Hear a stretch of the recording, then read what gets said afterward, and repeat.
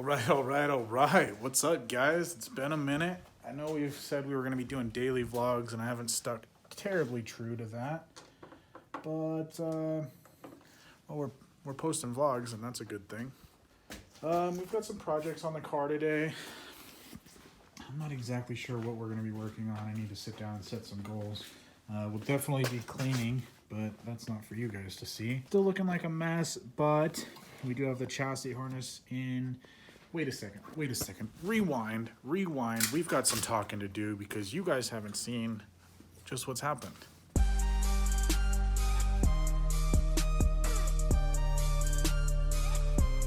So the unfortunate news is that I've done quite a bit of work on this car off camera, and that's because I just don't know how to film wiring. You know, a lot of it is a mind game. A lot of it is sitting there saying, okay, what's the best way to do this, and thinking about everything.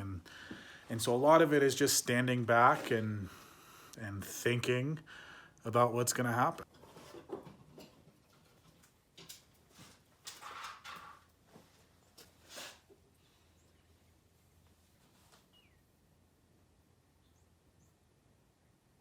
Trying to think about things that could go wrong and things that, you know, my mindset is I'm at the track, I've got an electrical issue, or I've got an issue and I need to do some electrical diagnosis to rule that out. Let's say I've got a cylinder that's not getting fuel and I need to check and rule out whether or not it's electrical, ECU programming, or mechanical.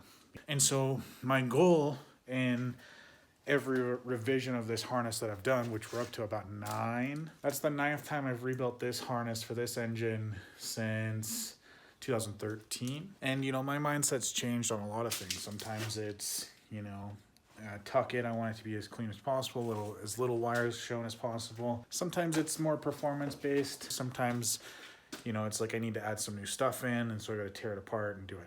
What we've gone for now is ease of use. I want this thing to come off easy. I want it to be accessible. I want it to be easy to work with, take off the engine if I need to. It comes out of the firewall here, which is the factory location. And then we got 4 legs that come out of, that split here. The first leg is gonna be what I call the front leg. And that runs along the manifold here. It splits off. We've got our air intake temp sensor, which has gotten stuck in the throttle body. This is the alternator charge light and an extra ground. Then we come up and we hit the throttle body, and we hit the coolant temp sensors for the gauge and the ECU. And then we also have this that comes under, and this will eventually be tucked in nicely once all said and done for the cam angle sensor. Next we have our upper leg, which comes up. Ooh, there's some problems that I missed. So our injector leg, or our upper leg, comes up, comes over, and we've got 4 injectors, obviously, knock sensor, and a ground. I really wanted to utilize all the factory bolting holes on the manifold. One thing that I'm concerned about is we do have that plastic intake manifold gasket, and I'm concerned that grounding the manifold is not going to carry the same effect as grounding on the block. I'm not sure. That's something that'll be in revision, I imagine, in the near future.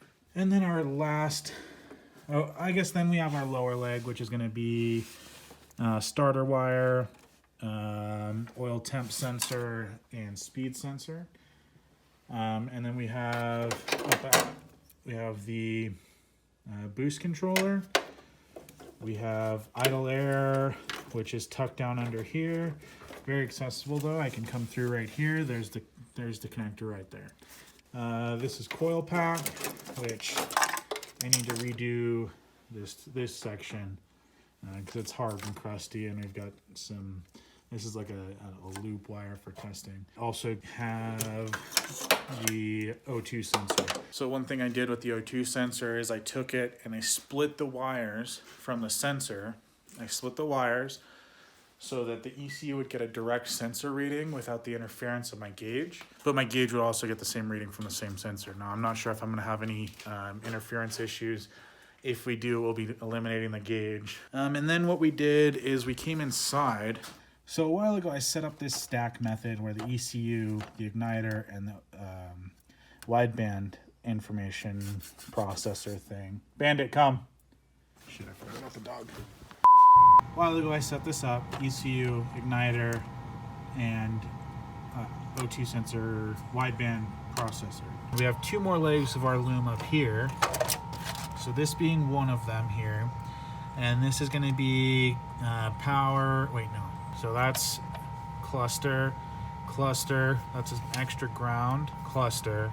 And then this one is going to go to power. This is going to go to power. We're also going to bring that two wires that I mixed up by the injectors need to come down into here. The power wires are going to carry along this loop and into this connector, which is just a factory Nissan 6-pin connector. This is what you would have on, say, your igniter chip, or your igniter. Sorry, not your igniter, your coil pack harness. That's all this is a coil pack harness connector. And that goes into the powers. That also carries signal from the ECU for the fan and the fuel pump. So the goal this time is to have the one of the fans controlled by the ECU, one of the fans controlled by a switch, and the fuel pump controlled by the ECU. I was going for more of like an OEM feel with this build. Not OEM per se, because we're obviously changing a lot of things here. We're running a completely custom engine harness, completely custom chassis harness, so obviously it's not OEM, but I really wanted to be able to start the car with the key. My issue though is traditionally that's a 12-volt circuit, and I was running it as a ground circuit because I was using that to ground out all my relays and everything while still having the security of a key. And so what I did is I just added a starter relay, wired it normally, so now the starter relay grounds out when the key hits the start position. So in theory, hopefully I should be able to run or start the car with the key. And what that'll do is that allows us to just we'll have 4 switches on the dash, and those switches will just be for fan, radio, lights, and then we'll have like an accessory one for like hot boy shit, like street glow or strobe lights or whatever. And there's definitely other ways that I wish I had done this, but I'm utilizing the equipment that I have already. We already have the fuses, we already have the relays, we already have the boxes. I figured I might as well use them. So we do have a little bit of wiring to do, but the big holdup right now is I need a new battery. But we have all our battery cables ran all the way up to the front. We've got everything pinned over here, brake light switch, ignition switch, everything's grounded. These are our switches. These are gonna go into the dash. This panel here has kind of become obsolete. We will be using it for lights. And maybe just run an accessory harness off of it for, our street glow or whatever we end up putting. I've been working on the bumpers, getting the front bumper on, which I'm running really less than perfect front fenders, and it's a KVD bumper, which I can't say is perfect. I can't say it's not perfect, but the combination doesn't work very well together. We've got a good sized gap in here, and things are just kind of tight. These, I have a bar made for them. That's got to get welded in. And then we still need to do this side. And this whole fender needs to get done. We need to do some work and make some brackets for these to rivet to on both sides. I need to rivet this fender tub in. That one's done, all but that one Cleco. I can't fit my rivet gun in there because I have just this big guy that I'm borrowing from Kenny, and I need one of the small, like, handheld yellow ones. I need to decide what we're going to be doing for the front wheels. I have been running a 5-on-114 to a that's a fail. 5-on-114 to a 4-on-114 spacer, and this is about 30 millimeters thick because I wanted to run 4-lug wheels on my Z brakes so that I could have a matching set to my 4-lug rear. And that worked with the STRs I was running, but with these wheels, it pokes a little much. Before, this is no spacer. Top hat pulled all the way out, stock lower control arm, and that's about what I'd like. Maybe I'd like to if I was going to be running this setup, I would definitely extend the lower control arm about 40 millimeters. So we can still run a good amount of camber, maybe kick the top out in just a touch so that the tire sits in the fender. But unfortunately, I can't really do that because my wheels are too low of a disc, which means that the spacing on the back of the face, on the back of the wheel face, isn't high enough or isn't thick enough. So the problem I'm having is it's hitting my brake caliper and it's not all the way flush on the brake rotor. What that means is we either have to go with different wheels or we have to run a spacer. Now I can get away with probably a 10 mil spacer up front. That's probably the best bet, is a 10 to 15 mil spacer in the front with extended lugs, and then that will kick the camber back in and I think will fit pretty well. One of the big issues that I had with last season that I drove this car is over centering. And so what that means is that, and I can't really explain it very well, but it means that the wheel turns too far, and it changes the change in geometry between the steering axis and the tie rod and the ball joint position. It triangulates to a point where the tie rod goes too far inward, and so you have to force it back out because it starts to pull it rather than push it. That doesn't make any sense. Hold on. So if I were to turn like this, let's say my ball joint is here. Let's say the ball joint's about here and the tie rod's here. As we turn, that tie rod is going to kind of sweep with the knuckle.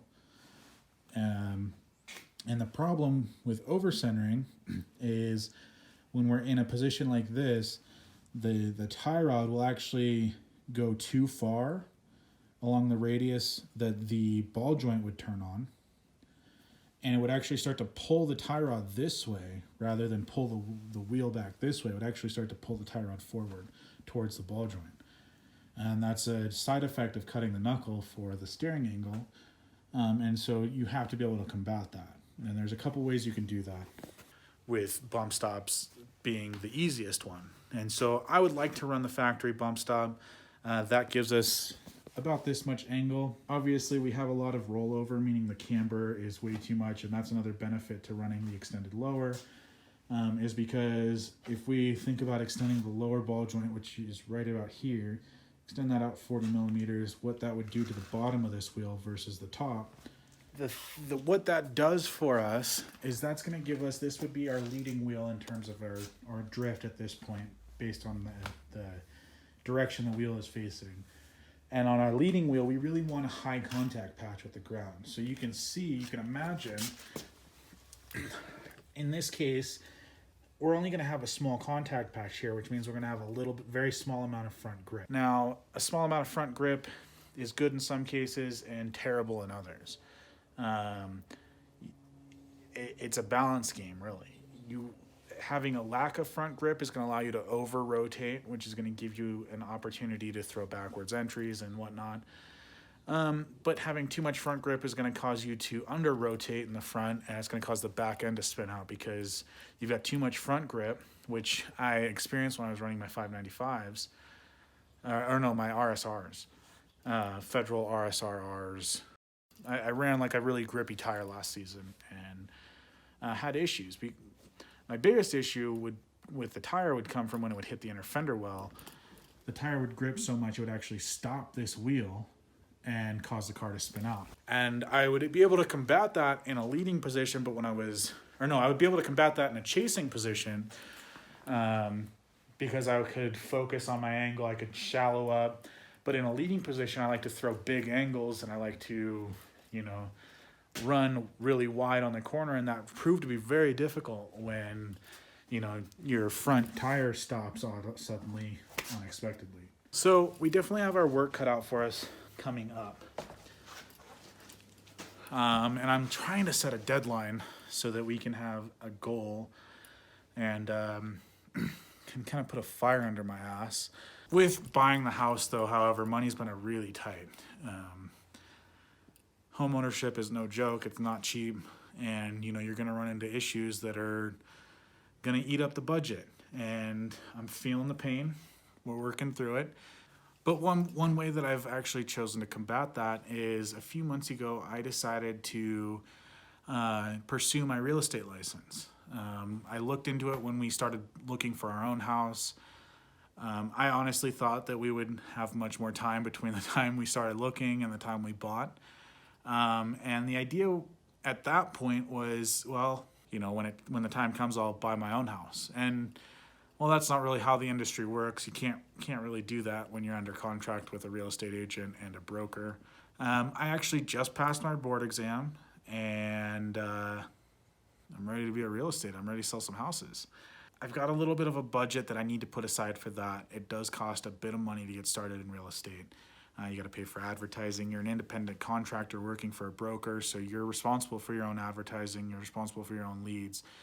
Brokers have lead programs, but that's not really what I'm after. I'm gonna take advantage of some of them to get my feet wet and get started, but I'm hoping to be able to capitalize on my own personal network and you know, sell some houses to my friends and people in the community that are, you know, friends of friends, and, you know, help people like myself get in houses who may not believe that they're able to or ready to.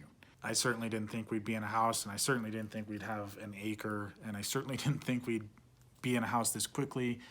There's so many things that I just didn't expect and that happened, and that definitely helped prove to me that, you know, you can surprise yourself still. You don't have to follow your own patterns and habits, and you can break habits, you can surprise yourself, you can do whatever you want to do if you really set your mind to it. And this real estate thing is one of those things. I've always shown an interest in real estate. My grandfather sold real estate, and I spent a lot of time in the office and showing houses and open houses with him. So I've been around it, and I've always been interested in it. I've always thought that it's a real lucrative industry. And I hate working on cars for a living. I've been in the automotive industry for the last 12 years, 13 years. And, you know, whether it be selling parts or selling service or performing service or whatever, I've been in the industry since I was 18. And I'm just ready for a change. So I'm pursuing something else. Real estate's the first venture. I hope that, you know, it'll get us through the next couple of years. I don't know if it's a career or permanent gig. I'd really like to start buying my own houses and, you know, having my own fleet of rentals and flipping houses and start creating some passive income that way, because I really want to be able to do shit like this, be able to work and build the car and build other projects and just have fun and build stuff and do things and explore my mind and explore the things that, you know, interest me. But you need money to do that, and money takes time, and time takes money. So in order to have the time and the money to work on these cars, I need to put some time in now, so that we can have a future that has the money to fund these projects. That doesn't require as much time per se as a regular 9-to-5 job or whatever. So we're on to a new adventure. Let me know what you guys are thinking too about the whole house thing. I'm kind of just using this channel as a way to communicate with my family, because I live 700 miles away from my nearest relative, at least an immediate relative, and you know, I've got my family that I've gained from my wife's side, but even they're 2.5 hours away. Most of my friends are 2.5 hours away. But like I said, we've got a lot to do on the car. This has been another talking video, and I'm sorry. Thanks for tuning in. Thanks for being here. Thanks for watching this video to this point. You guys are fucking awesome for watching all the way through, for giving us likes, for giving us thumbs up. Those are the same thing. Comments and feedback.